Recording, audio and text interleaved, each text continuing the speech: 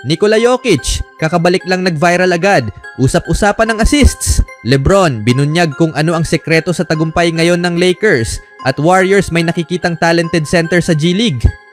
Matapos lumiban sa huling 5 laro dahil sa ankle injury, nagbalik na sa aksyon ang superstar center ng Denver Nuggets na si Nikola Jokic. Si Jokic at ang Nuggets ay nakikipaglaban sa Milwaukee Bucks nitong Huwebes ng araw at agad niyang ipinadama ang kanyang presensya. Sa unang 3 quarter, umarangkada ang Nuggets upang makuha ang 8 kalamangan kung saan nangunguna si Jokic para sa Denver na may 31 punto, 7 rebound at 7 assist sa 12 sa 20 shooting mula sa field at 3 sa 6 mula sa 3-point range. Nagtala ng kanyang ika-30 triple-double ngayong season at ika-106 na po sa kanyang career. Ang Milwaukee Bucks ay naglaro nang wala ang kanilang star na si Giannis Antetokounmpo dahil sa left foot sprain at Damian Lillard na mawawala ng ilang panahon dahil sa deep vein thrombosis. Nanguna si Brook Lopez para sa Bucks na may 26 na puntos, sinundan ni Ryan Rollins na may 17 puntos, si Gary Trent Jr. ay may 16 na puntos, si Taurean Prince at AJ Green ay may 35 puntos, si Kevin Porter Jr. ay may 12 puntos at si Kyle Kuzma ay may 10. Nagtayo ang Nuggets ng 10 kalamangan, ngunit 2 sunod na puntos ni Pat Connaughton at isang 3-pointer ni Green ang nagpalapit sa Milwaukee sa 3 kalamangan. Nakascore si Murray ng layup, nagbigay ng pasa kay Watson para sa isang dunk at muling nakapuntos ng layup upang palawakin ang lead sa 5 minuto na lang sa laro. Nakascore ng layups sina Rollins at Lopez at nagpasok ng 3-pointer si Rollins upang ilapit ang score sa 3 kalamangan, ngunit dumakdak si Watson mula sa isang touch pass ni Jokic, nakashoot ng 3-pointer si Michael Porter at muling nakascore ng layup si Murray upang selyuhan ang panalo ng Denver. Nanguna ang Nuggets ng 15 puntos sa unang quarter, ngunit nagawang lumapit ng Milwaukee sa 3 kalamangan pagdating ng halftime. Pinalawig ng Denver ang kanilang kalamangan sa 6 sa ikatlong quarter, ngunit isang run mula sa Bucks ang nagbigay sa kanila ng 5 kalamangan sa huling bahagi ng period. Gayunpaman, nagtapos ng malakas ang Denver. Nakascore si Brown ng layup, nagpasok ng corner 3-pointer si Jokic at may steal at layup si Brown upang maibalik ang kalamangan sa 2 puntos. Matapos makascore si Kuzma ng isang free throw, sunod-sunod na pumasok ang 3-pointers mula kay Jalen Pickett at Braun, isang floater mula kay Jokic at isang putback dunk mula kay Braun upang tapusin ang run at bigyan ng Nuggets ng 8 kalamangan papasok sa ika-4 na quarter. Hindi lang muling ipinakita ni Jokic ang kanyang husay sa kanyang pagbabalik mula sa injury, kundi nagdagdag din siya ng isang highlight play sa kanyang koleksyon. Ilang minuto matapos magsimula ang second half, nagpakawala si Jokic ng isa sa pinakamagagandang assist sa kanyang career, isang nakakabilib na spinning behind the head assist upang bigyan si Aaron Gordon ng madaling dunk. Talagang kailangang makita ito ng mga fans para paniwalaan. Ang kahangahangang assist mula sa 3 beses na NBA MVP ay agad naging viral sa social media, kung saan maraming pangunahing sports outlet ang nagpost ng highlight. Nikola Jokic gumagawa ng mga wild na bagay sa kanyang pagbabalik. Grabe ang assist ni Nikola Jokic. Jokic Dame of the Year. Seryoso ba kayo? Napaka-ridiculous ng pass ni Jokic, sabi ng mga fans pagkatapos ng laro. Bago ang laban nitong Huwebes ng araw, si Nikola ay may average na 29.1 points, 12.8 rebounds at 10.3 assists kada laro. Isang napakahusay na statistical season na bihirang makita sa kasaysayan ng NBA.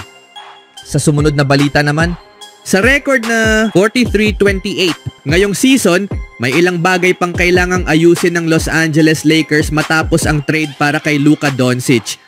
Sa kabutihang palad, inilatag ni LeBron James ang blueprint para sa tagumpay ng team sa isang panayam kamakailan kay Pat McAfee.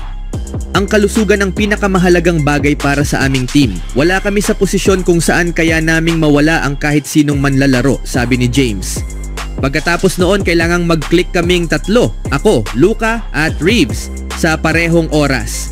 Alam naming magkakaroon ng mga laro kung saan hindi ko maipasok ang aking shot. Pero ang ibig kong sabihin sa clicking ay kailangan naming magkaintindihan kung ano ang dapat naming gawin sa bawat laro. Isang posisyon lang ang maaaring maging dahilan ng pagkatalo sa isang serye, kaya nasa aming tatlo ang responsibilidad. Alam kong maririnig ang boses ko at ang inaasahan ko mula sa mga kasama ko. Si Luka naman ay nangunguna sa pamamagitan ng kanyang laro at si AR sa kanyang energy at positibong epekto sa team. Alam naming ang coaching staff ay magbibigay ng tamang game plan para sa amin. Malaki ang naging puhunan ng Lakers sa pagpapalakas ng kanilang supporting cast. Sa paglipas ng mga taon, pinalitan nila sina D'Angelo Russell at Kyle Kuzma ng mga players tulad nina Rui Hachimura, Dorian Finney-Smith at Jared Vanderbilt na may mahahalagang papel sa rotation ng team. Gayunpaman, gaano man kalakas ang supporting cast, alam ni LeBron na ang tagumpay ng Lakers ay nakasalalay sa laro ng tatlong pangunahing player, siya mismo, Luka Doncic at Austin Reeves. Kapag ang tatlong ito ay nasa parehong wavelength, walang limitasyon sa kung ano ang kaya nilang gawin. Bilang pinakamatagal at pinakabeteranong leader ng Lakers, si LeBron ang pinakaboses ng team. Ang kanyang mataas na basketball IQ ang dahilan kung bakit siya ang pinakakwalipikadong magpatakbo ng laro para sa kanyang team, kapwa sa loob at labas ng court. Sa kasalukuyang season, may average siyang 24.9 points, 8.1 rebounds, and 8.4 assists per game with 51.6% shooting. Patunay na hindi pa siya bumabagal hanggat nananatili siyang malusog, kaya nilang lumaban sa kahit sinong kalaban. Si Luka Doncic ay itinuturing na kinabukasan ng Lakers at may mahalagang papel sa kanilang opensa. Bagamat dumaan siya sa mahirap na transition mula sa Mavericks, mabilis siyang bumabalik sa all-star form sa kabila ng pagbaba ng kanyang shooting efficiency. Samantala, si Austin Reeves, bagamat hindi kasing sikat, ay naging maaasahang scorer at energizer ng team. Alam ni LeBron James na mahalaga ang papel nilang tatlo bilang mga leader, kaya't kailangang maging pinakamahusay sila papalapit sa playoffs upang palakasin ang tsansa ng Lakers na makuha ang isa pang kampeonato. Sa huling balita, maaaring sumugal ang Golden State Warriors sa isang talentadong sentro mula sa G League na hindi nabibigyan ng tamang pagkilala sa NBA.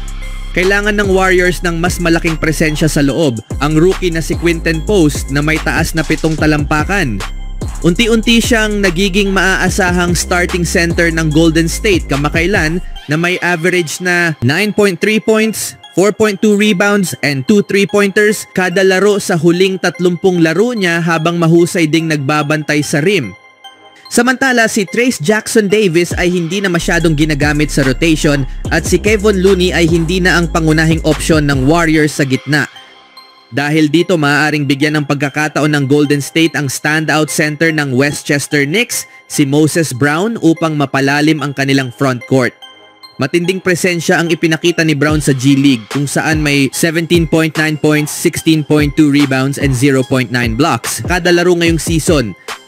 Nang muli siyang makatikim ng NBA action kasama ang Dallas Mavericks noong nakaraang season, nag-average siya ng 11.8 points and 7.8 rebounds kada laro sa napakataas na 72.4% field goal percentage sa loob ng 4 na laro, 2 rito bilang starter.